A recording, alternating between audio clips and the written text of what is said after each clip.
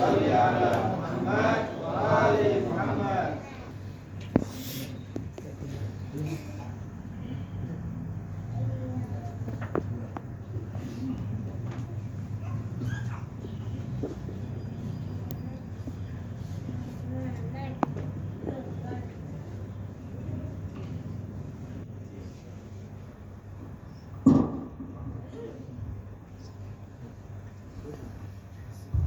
Bismillahirrahmanirrahim.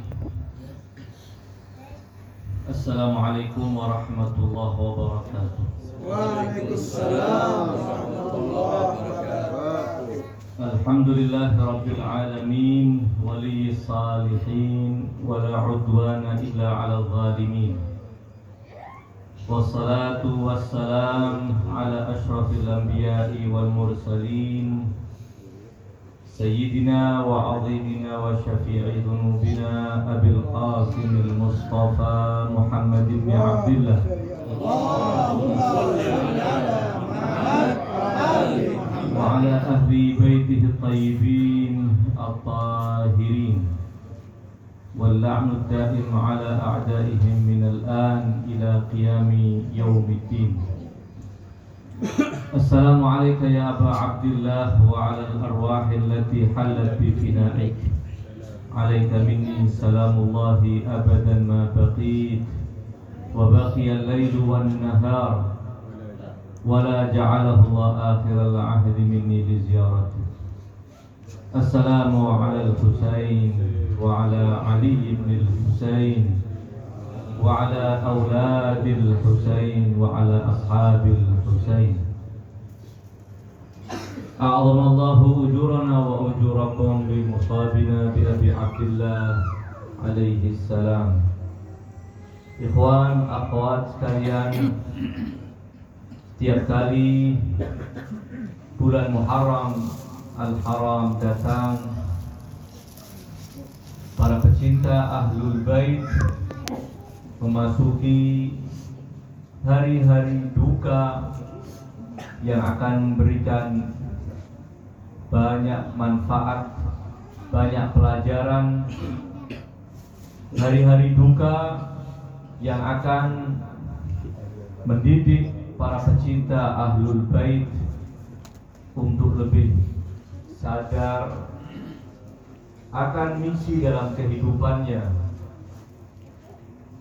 melalui mengenang tragedi Karbala, kesyahidan Al-Imam Al-Husain alaihi salam, yang tentunya tidak semata sebagai rutinitas tahunan, tetapi bagaimana kita bisa mengambil pelajaran, mengambil ibrah untuk menata kehidupan kita, kehidupan yang karenanya Al-Imam Abi Abdillah Al-Husain berkorban, yang karenanya Abu Abdillah Al-Husain bersama keluarga dan pengikut setia beliau berkorban demi kejayaan ajaran yang dibawa oleh baginda Rasulullah sallallahu alaihi wasallam, yang seharusnya menjadi landasan dan pondasi kehidupan kita.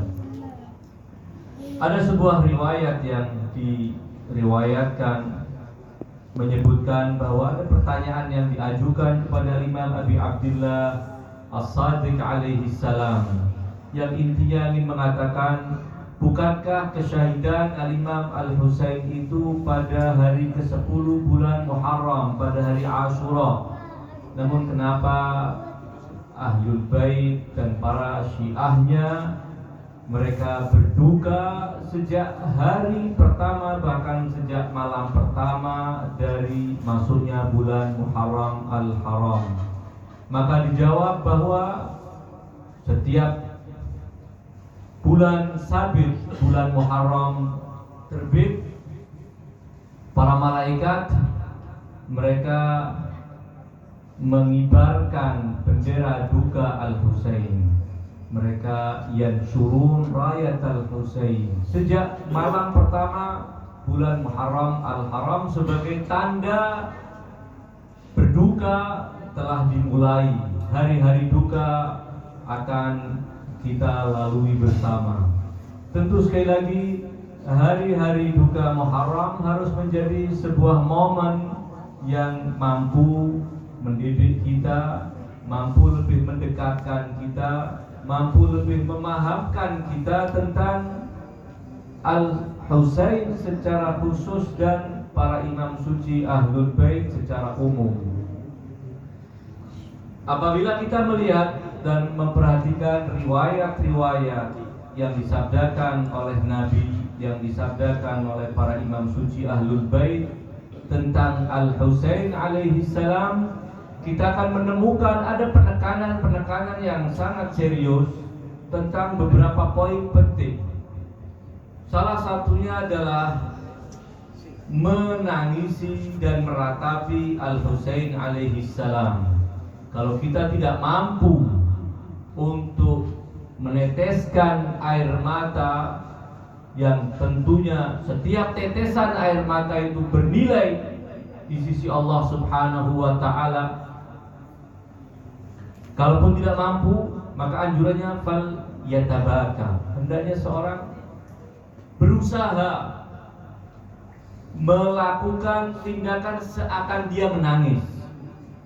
Itu tentu alal hadil adna, ketika kita tidak mampu menangisi Al-Husain alaihi salam, karena satu dan lain hal dari itu semua kembali kepada kualitas jiwa kita, maka paling tidak anjuran yang ditekankan kalau tidak bisa menangis, hendaknya kita berlagak seperti orang yang menangis. Dan itu sama sekali tidak ada kaitan dengan riya atau melakukan tindakan untuk dilihat oleh orang, namun adalah upaya, usaha untuk supaya kita bisa menangis dengan menirukan tindakan orang yang menangis. Itu yang ditekankan. Ada al-buka al-Husain alaihi salam, dijanjikan pahala yang sangat luar biasa. Bahkan satu tetes walaupun seperti sayap seekor lalat, bukan dua sayap, janaha ba'udah, tetesan yang sekedar sekecil sayap lalat akan punya nilai di sisi Allah Subhanahu wa ta'ala. Karena tetesan itu membuktikan kepekaan kita, karena tetesan air mata itu membuktikan adanya pengaruh yang sangat luar biasa ke dalam jiwa kita, sehingga kita kemudian meneteskan air mata tersebut, dan itu menjadi bukti bahwa hati kita masih hidup. Imam Al-Baqir alaihi salam menyebutkan di antaranya bahwa majlis-majlis duka untuk Al-Husain alaihi salam menjamin bahwa orang yang selalu hadir di majlis-majlis duka untuk Al-Husain, hatinya tidak akan mati di saat hati-hati orang lain mati. Ketika tamutul qulub, orang-orang yang tidak bisa menghadiri majlis-majlis semacam ini atau bahkan enggan untuk menghadiri majlis-majlis duka, itu hati-hati mereka telah menjadi hati-hati yang kaku, dan ketika hati menjadi kaku tidak akan pernah bisa tersentuh oleh kebenaran. Itu yang pertama yang ingin saya sampaikan, bahwa ada penekanan kepada unsur duka, unsur tangis di dalam memperingati hari-hari duka Muharram dan puncaknya pada hari Asyura, hari ke-10 nanti. Hal lain yang juga ditekankan dalam rangka juga membuat suasana duka adalah mengubah bait-bait syair, seperti yang tadi telah dibacakan oleh adik kita semua. Bait-bait duka syair, bait-bait syair duka untuk mengenang Al-Husain yang membawa suasana haru, yang membawa suasana duka dan membawa tangis, itu juga sangat luar biasa pahalanya. Barang siapa mengansyada syi'ran, barang siapa yang membaca bait-bait syair kemudian dia abka asyra, bisa membuat tangis 10 orang, falahul jannah. Jaminan dari para imam suci demikian. Kalau sudah ketemu 10 orang yang bisa menangis karena bait-bait syair yang kita gubah, diturunkan sampai pada 1 orang. Kita menggubah bait-bait syair, ada seorang saja yang menangis, falahul jannah. Kenapa? Karena dia telah menghidupkan hati orang. Dengan tangisan kepada Al-Husain, berarti hati menjadi hidup. Kemudian kalau tidak juga mampu membuat orang lain menangis, dia menggubah syair, kemudian dia sendiri menangis dan meratapi Al-Husain karena bait-bait syair yang dia tulis, falahul jannah. Dan demikian ada penekanan pada insyadul asy'ar. Kemudian satu lagi yang juga mendapat penekanan yang sangat luar biasa dari para imam suci Ahlul Bait adalah ziarat Al-Husain alaihi salam. Mudah-mudahan Allah Subhanahu wa taala memudahkan kita semua bisa berziarah, berdiri di hadapan pusara suci Imam Abi Abdillah Al-Husain alaihi salam, dan kalaupun Allah belum menakdirkan, kita bisa membaca ziarah an-bu'ud, membaca ziarah dari kejauhan dari tempat kita. Itu juga menjadi hal yang sangat ditekankan oleh para imam suci Ahlul Bait untuk selalu membaca ziarah Al-Imam Abi Abdillah Al-Husain, yang bisa kita temukan redaksi ziarahnya dalam kitab Mafatihul Jinan. Satu contoh, ada ziarah yang khusus untuk hari Ashura, ada ziarah untuk hari-hari lain, ada yang sifatnya ziarah mutlak. Alaihal, apabila kita kembali kepada poin ziarah yang mendapatkan penekanan dari para imam, kita akan menyaksikan bahwa hampir tidak ada waktu-waktu yang kita lalui di sepanjang tahun kecuali ada tuntunan ziarah untuk Al-Imam Abi Abdillah Al-Husain alaihissalam. Tidak cuma di Ashura, tidak hanya di bulan Muharram, namun sepanjang zaman. Di momen-momen penting ada anjuran untuk membaca ziarah Ashura, ziarah Imam Abi Abdillah Al-Husain alaihi salam di bulan Rajab, di bulan Ramadan, Layalil Qadar, di hari-hari penting yang lainnya. Ada redaksi yang diajarkan oleh para imam agar kita membaca ziarah-ziarah tersebut untuk Abi Abdillah Al-Husain alaihi salam. Satu catatan yang perlu kita pahami bersama, bahwa redaksi ziarah yang diajarkan oleh para ulama kita itu bukan karangan mereka, bukan gubahan dari mereka, tetapi ziarah itu marwiyah anil a'immah, yang diriwayatkan dari para imam suci Ahlul Bait. Ziarah Ashura yang sangat kita yang masyhur di kalangan kita bukan karangan Syekh Abbas Al-Qummi atau para ulama, tidak, namun itu riwayat dari para imam suci Ahlul Bait. Sehingga redaksi itu adalah redaksi yang suci, redaksi yang harus kita hormati, redaksi yang dipilih secara khusus untuk membina kita. Bahwa redaksi ziarah Imam Abi Abdillah secara khusus itu tentu ingin mendoktrinkan kepada kita beberapa doktrin penting, dan sekali lagi itu demi kelanggengan dan lebih lanjut demi makin kokohnya kecintaan kita kepada Al-Husain alaihi salam, pengenalan kita kepada Al-Husain alaihi salam. Karena kecintaan kita perlu kita pupuk, perlu kita terus rawat kecintaan itu agar terus tumbuh. Demikian juga bagaimana cara merawat kecintaan kepada Al-Husain adalah memahami kandungan dari ziarah-ziarah tersebut. Sekali lagi bahwa ziarah sangat luar biasa. Ziarah-ziarah yang diajarkan itu adalah kurikulum. Itu adalah kurikulum akidah kita. Bagaimana kita membentuk akidah kita melalui doa-doa ziarah yang diajarkan. Ziarah yang khusus untuk Abi Abdillah Al-Husain, ziarah untuk Amirul Mukminin, atau ziarah untuk para imam seperti ziarah Al-Jami' Al-Kabirah, itu adalah semuanya adalah kurikulum akidah untuk kita. Apabila kita ingin akidah kita kokoh, maka kita harus melazimkan membaca ziarah untuk para imam suci Ahlul Bait, dan kita berusaha memahami.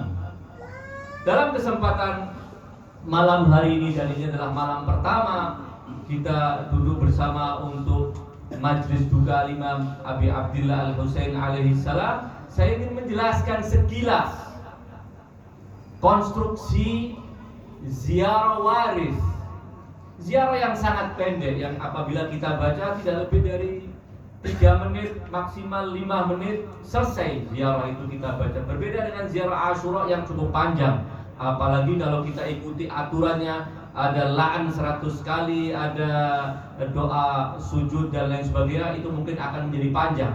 Namun ziarah waris itu ziarah yang sangat pendek. Namun demikian, ziarah waris memuat poin-poin yang kita harus pahami. Pertama, agar ketika kita membaca ziarah, kita bisa menghadirkan kekhusyuan. Dan yang kedua, ketika kita membaca ziarah itu, kita akan makin memahami kedudukan para imam suci Ahlul Bait secara umum dan kedudukan Abi Abdillah Al-Husain secara khusus. Untuk meringkas waktu supaya tidak berlarut kita berbicara tentang muqaddimah ini, saya ingin menyampaikan bahwa ziarah waris itu ada 3 poin penting.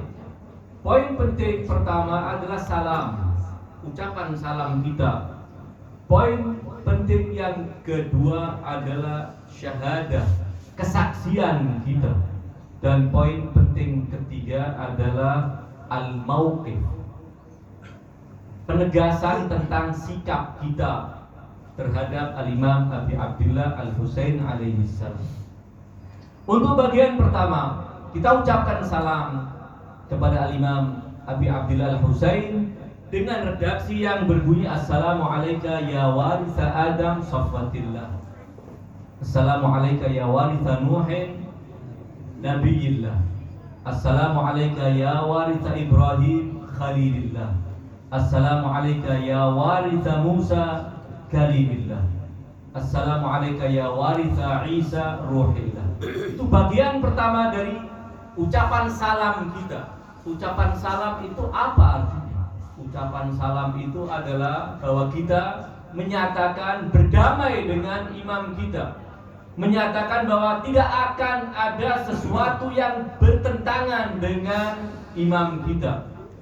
Jiwa kita, hati kita telah menyatu dengan imam kita. Jiwa kita, hati kita telah berdamai dengan imam kita.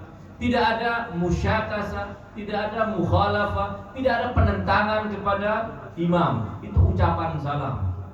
Makna dari ucapan salam ingin mengatakan bahwa saya adalah telah berdamai denganmu.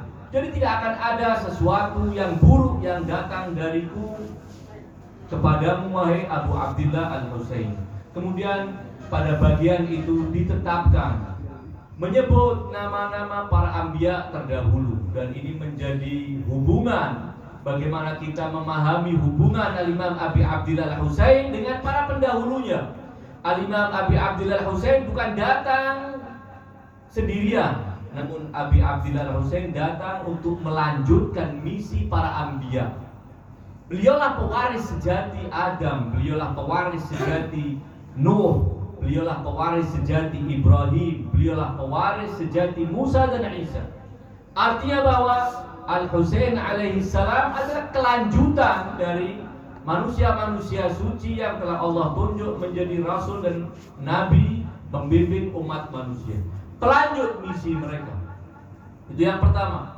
Ingin mengatakan bahwa Al-Husain alaihi salam adalah kelanjutan dari misi para anbiya. Al-Husain datang untuk merealisasikan cita-cita para nabi. Al-Husain datang untuk mengingatkan kita tentang pentingnya misi kedatangan para anbiya. Kemudian bagian kedua dari salam itu adalah salam kepada Al-Husain, Assalamu alayka ya waritha Muhammadin habibillah. Ingin mengatakan bahwa Al-Husain alaihi salam adalah jiwa Rasulullah Shallallahu Alaihi Wasallam. Al Husain adalah pewaris kakek beliau Rasulullah Shallallahu Alaihi Wasallam. Dengan itu artinya kita tidak dibenarkan memisah Al Husain dari para anbiya. Demikian juga tidak dibenarkan kita memisah Al Husain dari kakek beliau An-Nabiyul Akram Sallallahu Alaihi Wasallam. Beliau adalah pewarisnya. Al Husain adalah pewaris Rasulullah Sallallahu Alaihi Wasallam. Assalamu alayka ya waritha Amiril Mukminin. Salam atasmu wahai pewaris Amirul Mukminin. Kesaksian kita dalam ucapan salam ingin menegaskan bahwa kita meyakini Al Husain adalah bagian yang tidak bisa terpisahkan dari para anbiya. Al Husain tidak bisa dipisahkan dari kakek beliau baginda Rasulullah Sallallahu Alaihi Wasallam. Dan ketika menyebut kakek beliau dengan gelaran Habibullah, ketika menyebut ayah beliau dengan gelaran Amirul Mukminin, ini semua adalah doktrin ikhwan akhwat sekalian. Dalam keyakinan kita bahwa satu-satunya manusia yang boleh dan berhak digelari Amirul Mukminin hanya Ali bin Abi Thalib alaihi salam. Bahkan para imam suci dari keturunan Ali sekalipun tidak dibenarkan kita menggelari mereka dengan Amirul Mukminin. Gelar khusus untuk Ali bin Abi Thalib alaihi salam. Lalu apalagi dengan selain para imam suci Ahlul Bait, dengan manusia-manusia yang sekedar berkuasa, memiliki sultan, kemudian kita gelari dia dengan Amirul Mukminin, sama sekali tidak dibenarkan dalam keyakinan kita.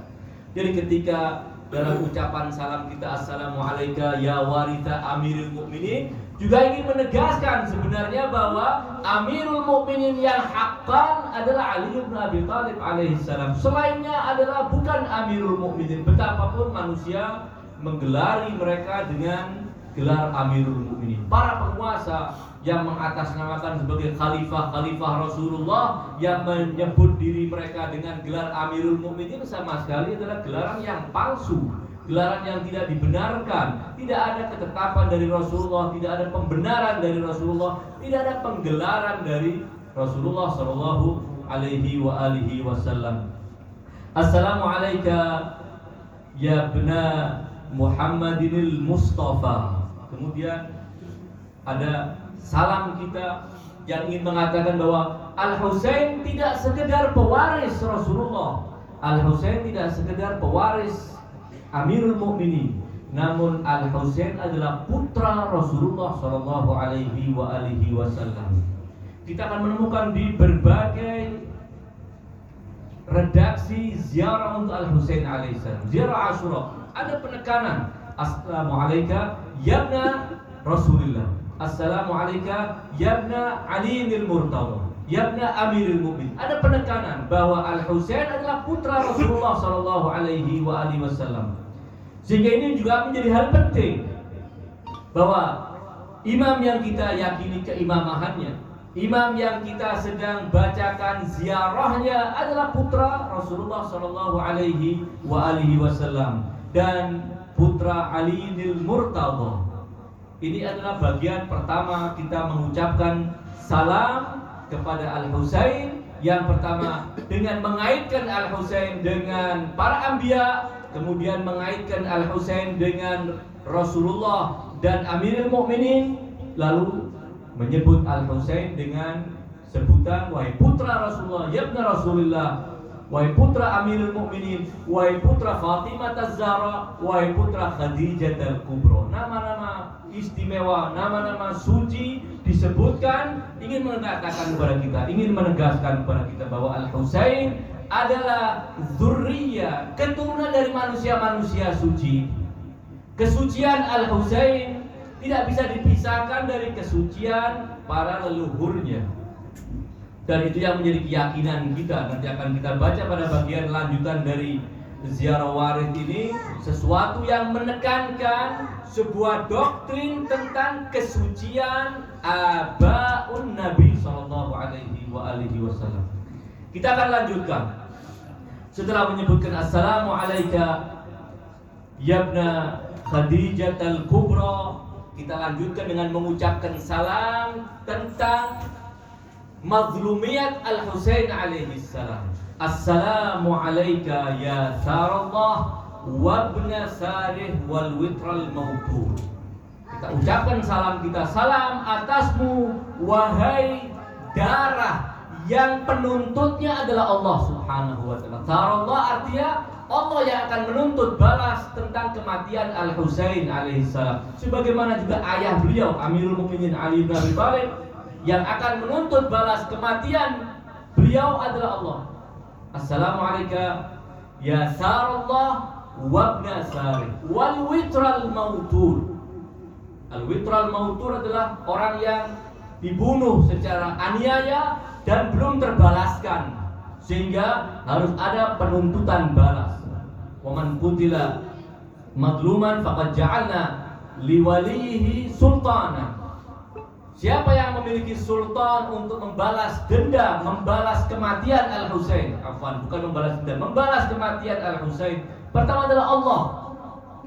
Sarallah wa ibn Sarih. Kemudian yang akan menuntut balas tentang kematian Al-Husain adalah Al-Imam Al-Mahdi Ajjalallahu Farajahu Syarif yang akan muncul untuk membalas kematian kakek beliau demi menegakkan keadilan, dan tentunya para pecinta beliau Syiah Al-Husain alaihissalam juga punya hak untuk menuntut balas atas kematian Al-Husain alaihissalam.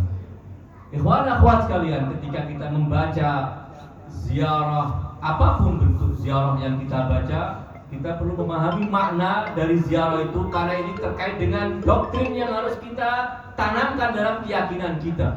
Itulah Al-Husain alaihissalam. Al-Husain adalah pewaris para nabi. Al-Husain adalah putra Rasulullah sallallahu alaihi wasallam, dan Al-Husain adalah Sarullah wabnu Sarih.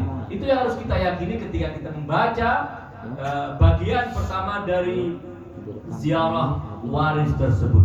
Kemudian kita lihat lanjutan dari ziarah tersebut adalah bagian kedua tentang kesaksian, syahadah. Kita ketika membaca doa itu, ziarah itu, kita bersaksi. Apa bagian pertama kesaksian terhadap Al-Husain alaihissalam? Bahwa kesaksian itu, bagian pertama adalah kesaksian tentang kesucian misi Al-Husain alaihissalam, kesucian risalat Al-Husain alaihissalam.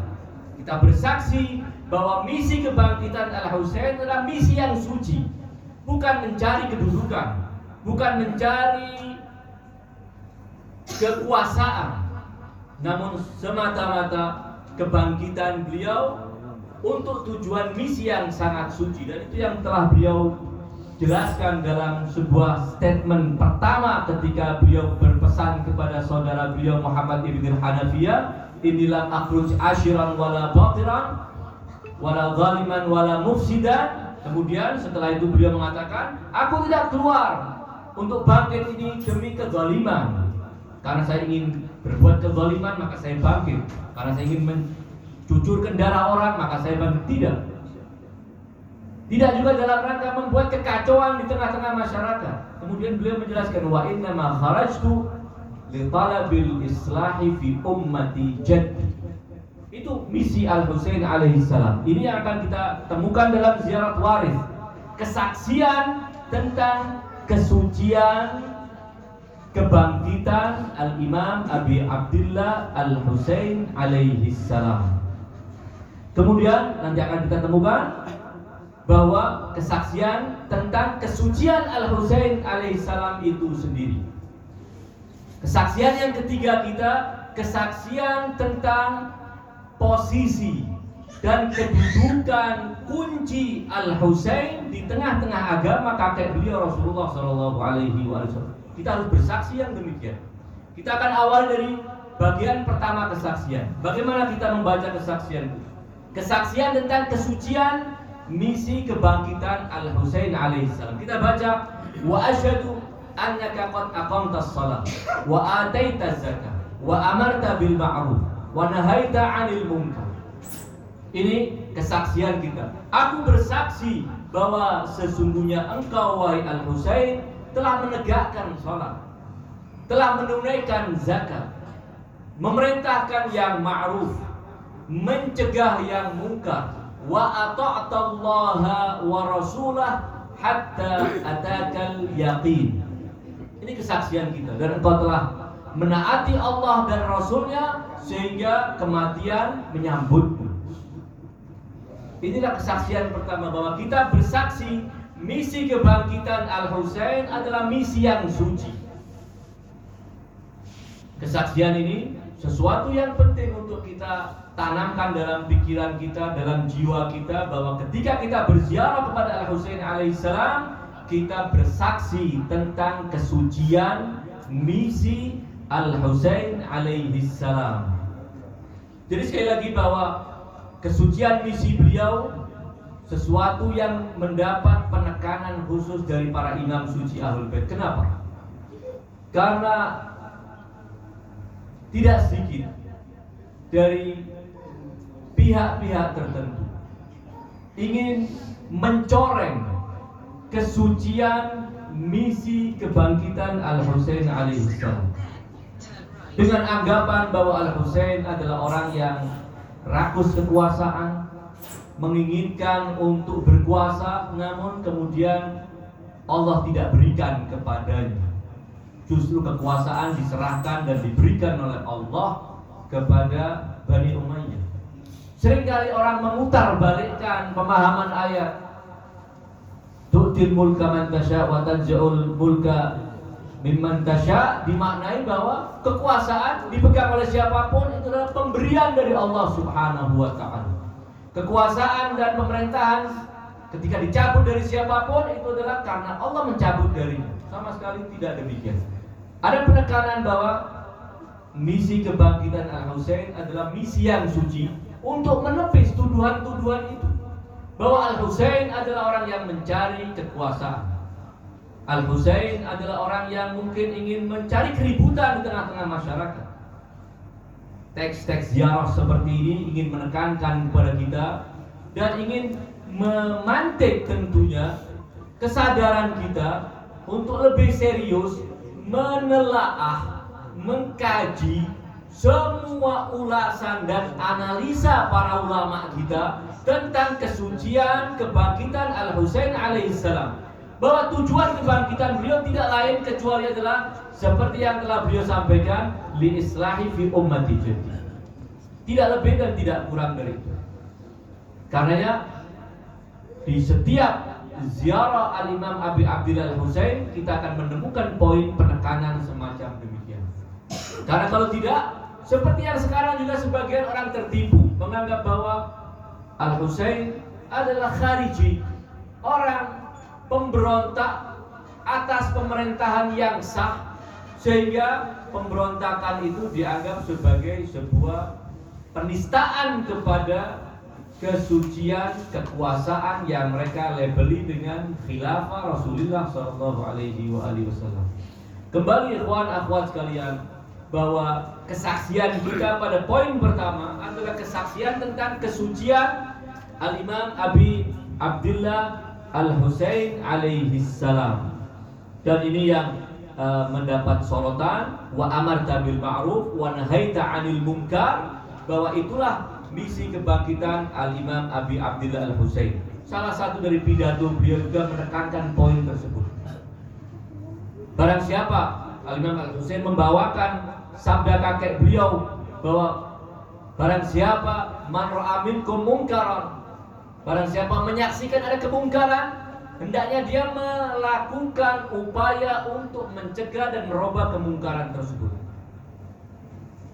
Lalu Al-Husain di akhirnya mengatakan, fa'ana ahaqqu man ghayyar.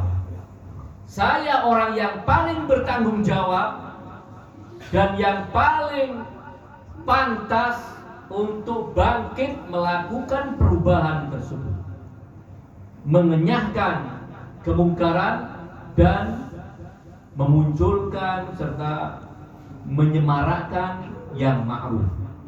Ini telah dijelaskan oleh Imam Abi Abdillah Al-Husain dengan banyak pidato beliau, di antaranya apa yang telah saya sebutkan tadi.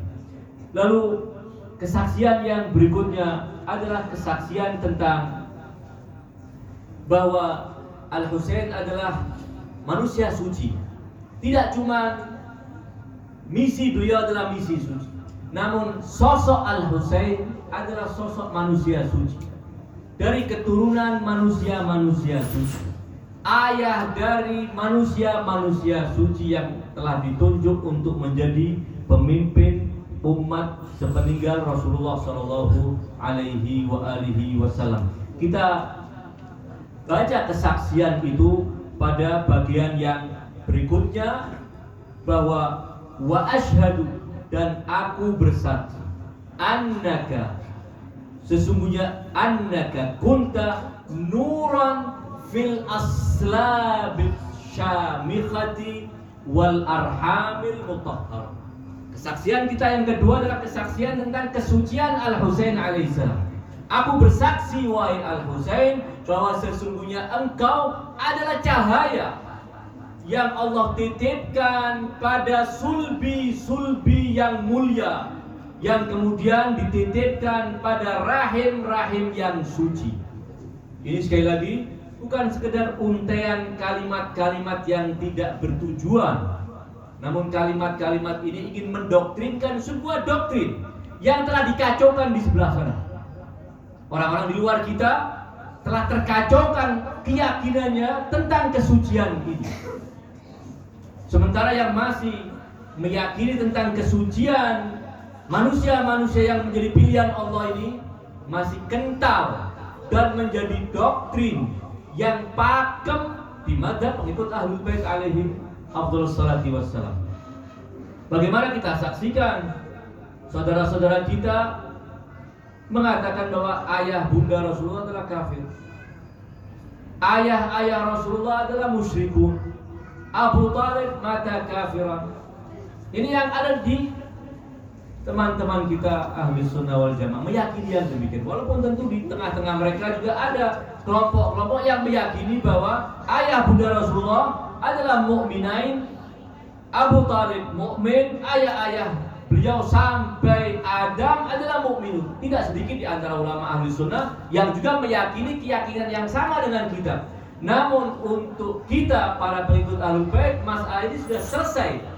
Kenapa? Karena memang ada penekanan khusus dari para imam suci Ahlul Bait, sehingga keyakinan kita ini bukan keyakinan yang sama.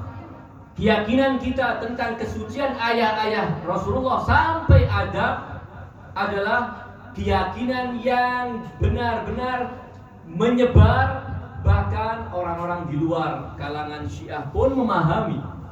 Salah satu contoh yang ingin saya bacakan di sini, saya sebutkan bahwa Al-Qurtubi, salah seorang ulama besar ahli sunnah, penulis kitab tafsir yang sangat dikenal, Jami' Ahkamil Quran, belasan jilid, ketika menjelaskan tentang bagaimana status ayah-ayah Rasulullah, Abdullah, Abdul Muttalib, hingga Ismail, hingga Ibrahim, hingga Adam, bagaimana keyakinan Syiah, Al-Qurtubi mengatakan wa indar Rafidah, yang menyebutkan pakai istilah Rafidah, maksudnya Syiah, ya kita ini. Makanya tidak usah gusar ketika disebut Rafidah. Oh kita bukan Rafidah, kita Syiah lah, kita Rafidah, nggak jadi masalah. Ya. Karena ya sama, Syiah ya Rafidah sama.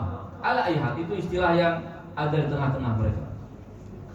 Kata Al-Qurtubi mengatakan bahwa Ar-Rafidah meyakini bahwa ayah-ayah Nabi sampai Adam adalah mukminun. Artinya keyakinan ini menyebar sampai ke tetangga kita sehingga mereka mengetahui keyakinan yang seperti ini. Kenapa itu bisa menjadi keyakinan yang tidak tergoyahkan di tengah-tengah pengikut setia Ahlul Bait, di tengah-tengah para Syiah Ahlul Bait? Karena memang ada doktrin dari para imam kita. Salah satunya adalah doktrin melalui doa-doa ziarah yang diajarkan kepada kita, untuk ziarah al-Imam Abi Abdillah, untuk ziarah para imam suci yang lainnya. Penekanan poin ini menjadi prioritas para imam suci Ahlul Bait. Bahkan lebih dari itu, tidak cuma ayah-ayah Nabi sampai ada manusia-manusia suci yang mukmin, namun ibu-ibu mereka juga. Ini keyakinan yang tidak ada kecuali hanya pada mazhab Syiah. Orang mau mengatakan kalian tidak punya dalil, tidak jadi masalah. Kita punya 1001 dalil, namun seandainya tidak punya dalil, tidak jadi masalah. Toh yang kita yakini sesuatu memuliakan baginda Rasulullah SAW. Anggap tidak ada dalil, ini jauh lebih memuliakan baginda Rasulullah ketimbang yang mengklaim punya dalil lalu meyakini bahwa ayah bunda Rasulullah sedang disiksa di neraka. Andai punya dalil, dan sama sekali tentu tidak punya dalil. Kembali bahwa kita bersaksi dalam kesaksian kedua kita, wa asyhadu annaka kunta nuran fil aslabis syamikhati wal arhamil mutahharah, pada rahim-rahim yang disucikan oleh Allah Subhanahu wa taala. Jadi tidak cuma ayah-ayah Nabi yang suci, tidak cuma ayah Al-Husain yang suci, ibu Al-Husain juga suci. Tidak cuma kakek Al-Husain yang suci, Abu Thalib, namun juga nenek Al-Husain juga suci. Dan demikian seterusnya hingga Adam. Mereka bukan manusia-manusia yang kotor, bukan manusia-manusia yang ternodai dengan kemusyrikan, namun mereka adalah manusia-manusia yang suci. Fil aslabis syamikhati wal arhamil mutahharah lam tunajjiskal jahiliyatu bi anjasiha. Tidak ternodai dengan kenajisan jahiliyah, suci sesuci-sucinya mereka. Jadi keyakinan kita yang perlu kita persaksikan ketika kita berziarah kepada Al-Imam Abi Abdillah Al-Husain, hendaknya kita yakin bahwa yang suci tidak cuma Al-Husain alaihi salam, namun juga ayah-ayah Al-Husain alaihi salam, putra-putra Al-Husain yang telah Allah tunjuk menjadi imam juga manusia-manusia yang suci. Ini kesaksian, sekali lagi kesaksian yang penting, dan itu harus kita doktrinkan dalam pemikiran kita, dalam akidah kita. Kita yakin melalui teks-teks ziarah dan teks-teks yang lainnya bahwa Al-Husain adalah manusia suci, keturunan manusia suci. Kemudian kesaksian poin yang ketiga. Kesaksian yang ketiga bahwa ketika kita berdoa dalam doa ziarah Al-Warith, kita bersaksi bahwa Al-Husain, posisi Al-Husain dalam agama adalah posisi kunci. Beliau bukan orang asing di tengah-tengah agama Islam, namun beliau adalah Islam itu sendiri. Beliau adalah pemilik Islam, beliau adalah penegak Islam, beliaulah jalur tunggal apabila kita ingin mengenal Al-Islam. Ini yang dijelaskan dalam kesaksian yang ketiga, wa asyhadu annaka min da'aimiddin wa arkanil mu'minin. Kesaksian kita bahwa Al-Husain adalah min da'aimiddin, satu di antara tiang-tiang agama dari 12 tiang agama yang telah ditunjuk oleh Allah melalui baginda Rasulullah SAW. Al-Husain adalah salah satunya. Annaka min da'aimiddin wa arkanil mu'minin, pilar-pilar kaum mukminin. Tidak ada bangunan bisa tegak tanpa pilar. Al-Husain adalah pilar kaum mukminin. Al-Husain adalah pilar keimanan itu sendiri.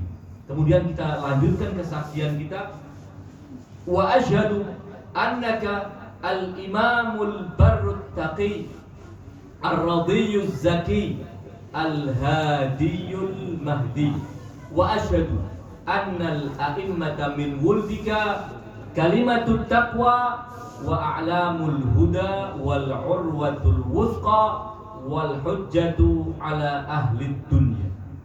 Jadi kesaksian tentang posisi Al-Husain alaihissalam di tengah-tengah kita. Posisi Al-Husain terhadap agama adalah kunci. Posisi Al-Husain terhadap kita adalah imam panutan kita.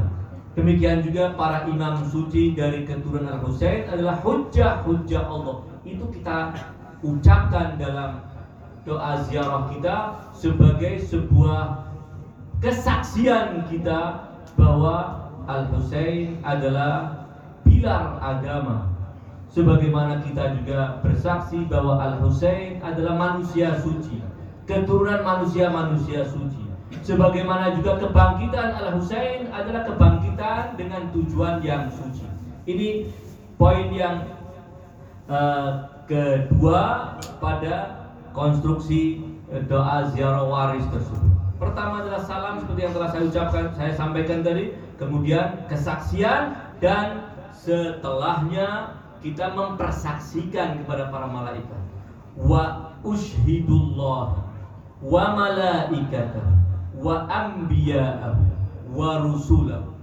Ini bagian ketiga dari doa ziarah, bahwa kita sekarang menyatakan sikap kita setelah mengucapkan salam menjadi bukti kedamaian kita dengan Al-Husain, bahwa kedamaian yang ada antara kita dengan Al-Husain adalah kedamaian yang berbasis hati nurani kita. Bukan cuma damai dalam kata-kata, namun jiwa kita telah berdamai dengan Al-Husain alaihissalam. Jiwa kita telah menyatu dengan Al-Husain alaihissalam. Bagian yang ketiga dari doa ziarah adalah al-mauqif, menampakkan sikap kita, menyatakan sikap kita kepada Al-Husain alaihissalam. Dan ketika kita menampakkan sikap kita, menyatakan sikap kita, kita persaksikan Allah dan Rasulnya. Dan ini menjadi hal yang sangat serius. Kita bisa bersaksi di hadapan orang yang mungkin bisa kita tipu karena dia tidak memahami dan mengetahui isi hati kita. Namun ketika kita mempersaksikan Allah, aku persaksikan engkau wahai Allah, aku persaksikan kalian wahai malaikat Allah. Apa isi kesaksian kita yang kita sampaikan kepada Allah? Inilah yang aku akan sampaikan ya Allah, kesaksianku. Ini kesaksian yang tentunya andai cuman kita ucapkan dalam ucapan melalui bibir kita, sementara hati kita tidak mengimani apa yang kita ucapkan, hati kita justru kontra dengan apa yang kita ucapkan, ini tentu akan sangat bahaya buat kita. Kita sedang mempermainkan Allah Subhanahu wa ta'ala, seakan Allah tidak memahami isi hati kita. Kita mengucapkan dengan ucapan tertentu, sementara hati kita bertolak belakang dengan apa yang kita ucapkan. Apa pernyataan sikap kita tentang Al-Husain alaihissalam? Wa ushidullaha wa malaikatahu wa anbiya'ahu wa rusulah. Kita persaksikan para nabi, para rasul, dan tradisi mempersaksikan. Ini sesuatu yang ada bukti Qur'annya, bahwa apa yang kita imani, apa yang kita yakini, hendaknya kita nyatakan di hadapan Allah. Ya Allah, saya berkeyakinan seperti ini. Kita sampaikan keyakinan kita kepada Rasulullah. Ya Rasulullah, aku bersaksi seperti ini. Kita sampaikan kepada para imam kita, wahai para imam, aku berkeyakinan seperti ini. Hendaknya kalian menjadi saksi atas keimananku ini, atas keyakinanku ini. Ini sesuatu yang sangat penting. Ayat-ayat Al-Quran membuktikan atau mengajarkan kepada kita agar kita juga mempersaksikan kepada Allah apa yang menjadi keyakinan kita. Kita mempersaksikan kepada para manusia-manusia suci tentang apa yang kita yakini. Apa di antara hikmahnya? Saya tidak ingin berbicara panjang tentang apa hikmah yang bisa kita ambil ketika kita mempersaksikan. Bahwa ketika kita di hadapan Rasulullah, kita mempersaksikan keyakinan kita. Di hadapan para imam suci, kita mempersaksikan keyakinan kita. Wa ushidullah wa ushidukum, seperti dalam ziarah Jami' al-Kabirah.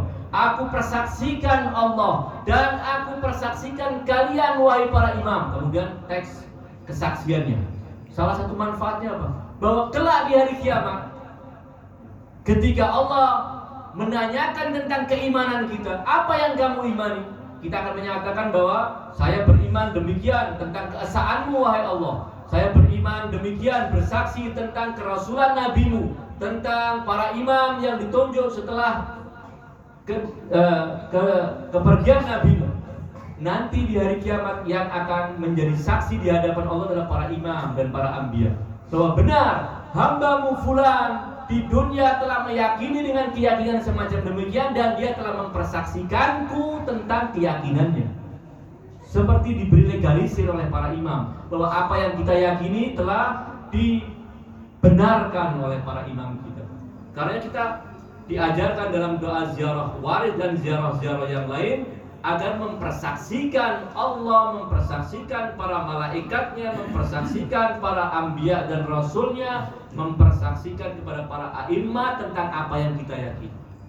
Tentu ini menjadi perhatian buat kita, sekaligus menjadi pelajaran buat kita. Kita yang menyampaikan kesaksian-kesaksian itu tentunya harus memahami bahwa apa yang kita yakini harus tidak boleh bertentangan dengan apa yang kita ucapkan dalam kesaksian kita.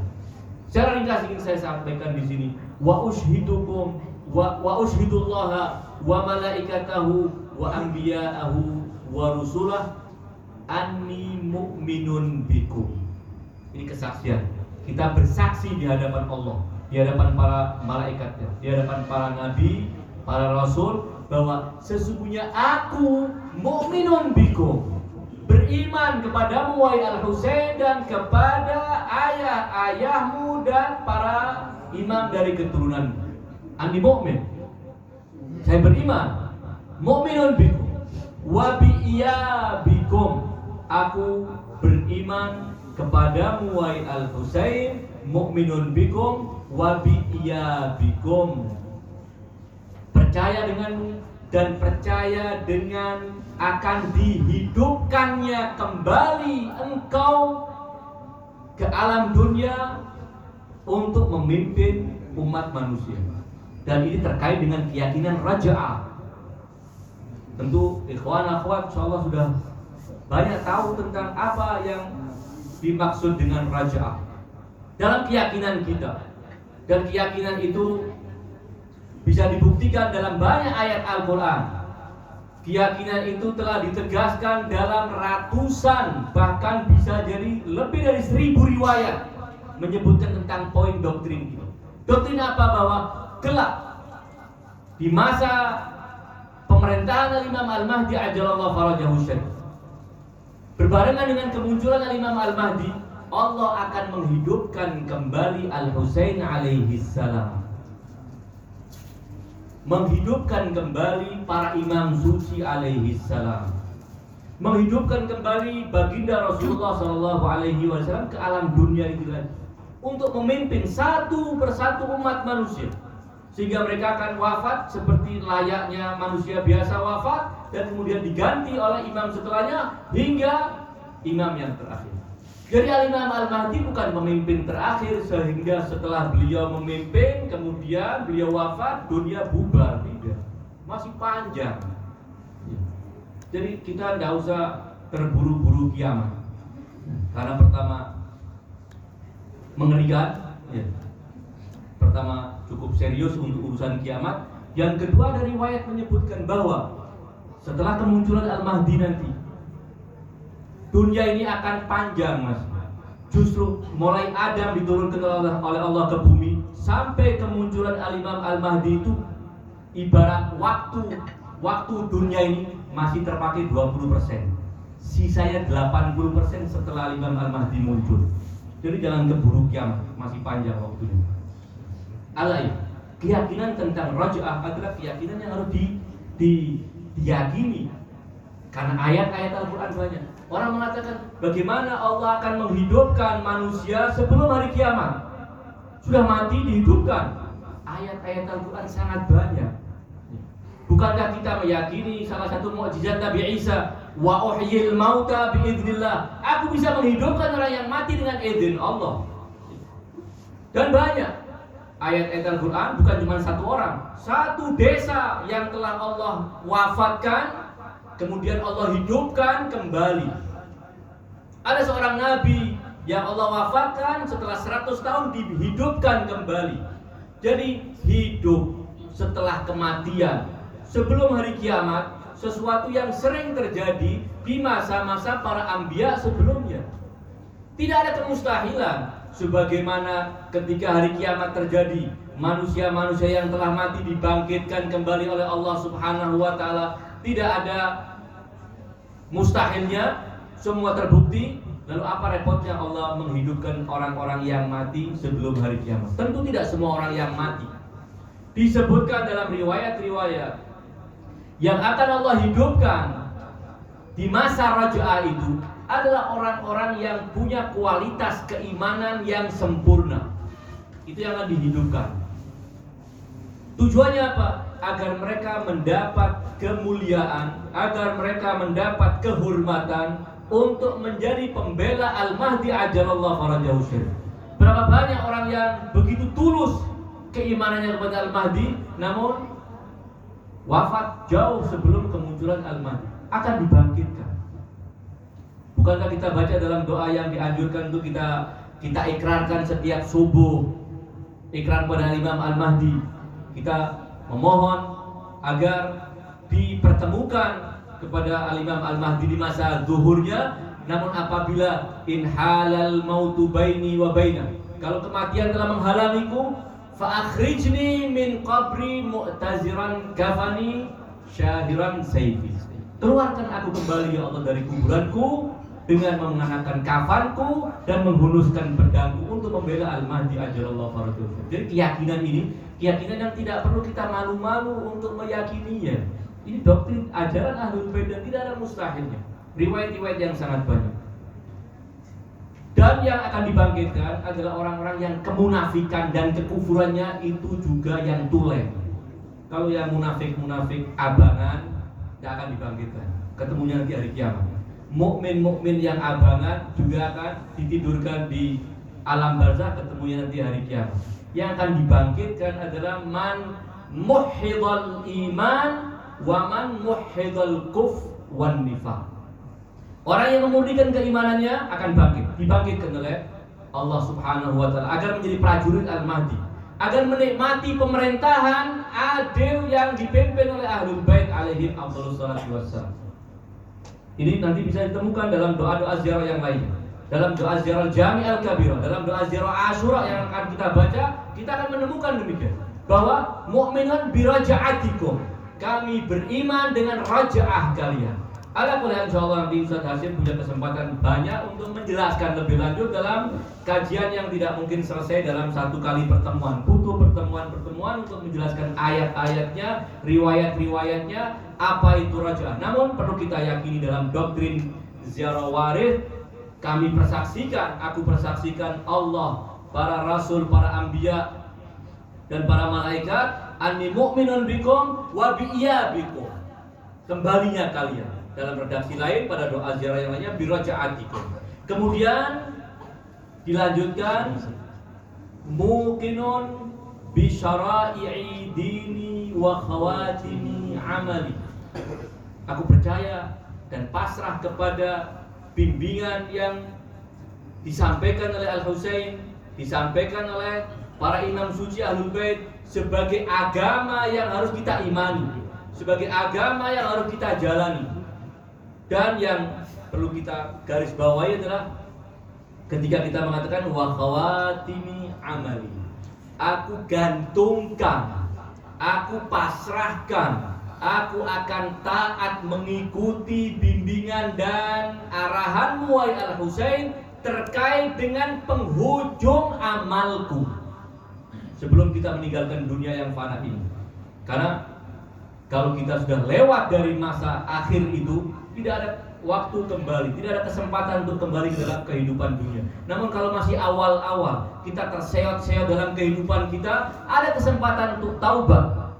Di tengah-tengah kehidupan kita, kalau kita melanggar, ada kesempatan untuk taubat. Namun di penghujung kehidupan kita, tidak ada kesempatan untuk taubat. Itu kita pasrahkan kepada Al-Husain dengan keyakinan bahwa kita berusaha mengikuti semua arahan Al-Husain alaihi afdhalus salati wassalam. Kemudian pernyataan sikap yang berikutnya adalah qalbi liqalbikum silmun. Ini sebagai penegasan dari bahwa saya meyakini syariat agama itu harus diambil darimu wahai Al-Husain.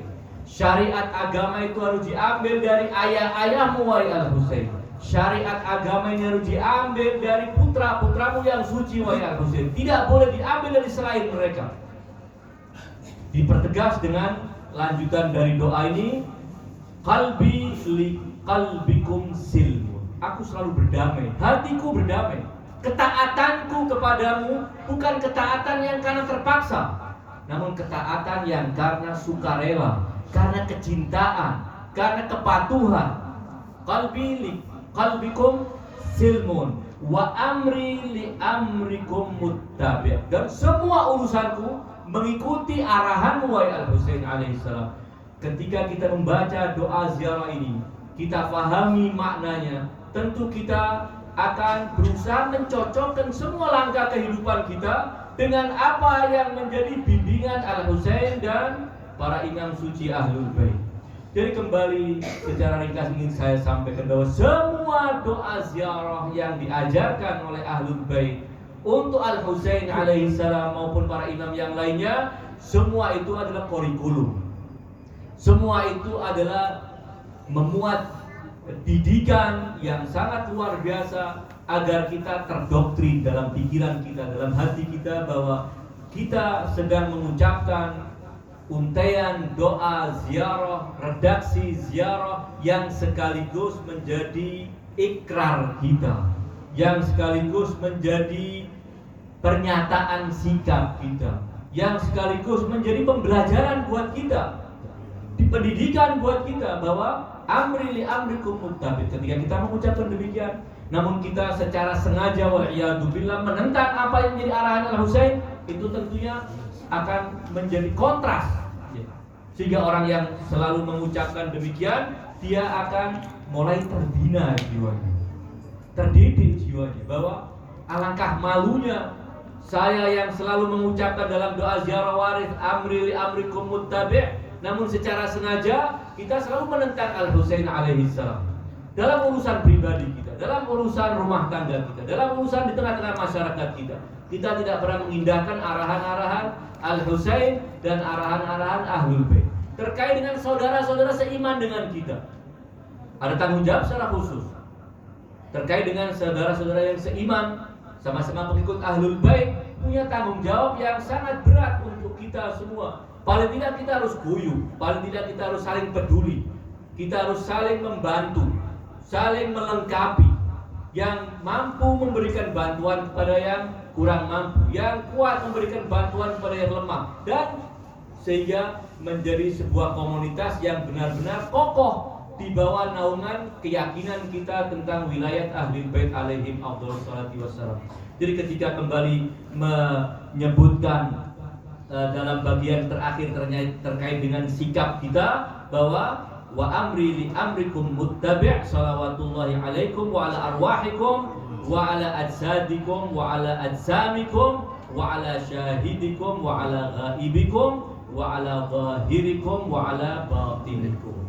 Ini doa ziarah waris. Tentu apa yang saya sampaikan ini adalah bagian pertama yang kita sebut dengan al-wala, sikap setia kita, sikap keberpihakan kita kepada Al-Husain dan kepada Ahlul Bait. Tentu sikap al-wala tidak bisa berdiri sendiri kecuali dilengkapi dengan sikap bara'ah. Seperti mata uang, tidak cuma ada satu gambar di sebelah sementara sebelahnya polos, tidak mungkin yang demikian. Keimanan itu ibarat uang koin atau uang kertas yang dua sisinya ada tulisannya, yang sebelah tertuliskan al-wala' li ahlil bait, yang sebelahnya tertuliskan al-bara'atu min a'da'i ahlil bait, berbara'ah kepada musuh-musuh Ahlul Bait. Al-wala tanpa bara'ah adalah sesuatu yang nihil. Al-wala meniscayakan bara'ah, dan itu mulai yang paling tinggi ketika kita berwala kepada Allah, la ilaha illallah, pasti kita akan mengatakan ada keyakinan Allah yang esa dan selain Allah bukan Tuhan. Mengimani keesaan Allah, mengimani Allah dan mengkufuri selain Allah subhanahu wa ta'ala. Demikian juga dengan Nabi, demikian juga dengan para imam suci Ahlul Bait. Namun tentang al-bara'ah tidak saya sampaikan pada pertemuan malam hari ini. InsyaAllah kalau memang Allah takdirkan, pada pertemuan yang kedua kita akan coba bicarakan sisi kedua dari ziarah kepada Imam Abi Abdillah, yaitu sisi al-bara'ah. Dan itu sekali lagi sesuatu yang juga penting, karena tidak cukup kita mencintai Ahlul Bait, tidak cukup kita mencintai Al-Husain, tidak cukup kita berwala kepada Al-Husain, namun juga harus menampakkan sikap memusuhi musuh-musuh Al-Husain, membenci musuh-musuh Al-Husain, dan berdiri tegak di hadapan musuh-musuh Al-Husain alaihi salam. Mudah-mudahan apa yang saya sampaikan dalam kesempatan malam hari ini bermanfaat untuk diri saya dan untuk ikhwan dan akhwat sekalian. Dan saya memohon maaf yang sebesar-besarnya, pertama apabila terlalu panjang apa yang saya sampaikan, dan kedua apabila ada kata-kata yang kurang berkenan dari apa yang telah saya sampaikan. Hadza minni wa sallallahu ala khairi khalqihi ajma'in, Muhammadin wa alihi thayyibin at-tahirin. Mari kita ucapkan salam kepada Imam Abi Abdillah Husain. Assalamu alayka ya Aba Abdillah wa ala al-arwah allati halat bi fina'ik. Alayka minni salamullahi abadan ma baqit wa baqiya al-lailu wan nahar wa la ja'alahu Allah akhiral ahdi minni li ziyarat. Kita baca dengan suara yang lebih keras lagi. Assalamu ala al-Husain wa ala Ali bin al-Husain wa ala awlad al-Husain wa ala ashab al-Husain. Wassalamualaikum warahmatullahi wabarakatuh.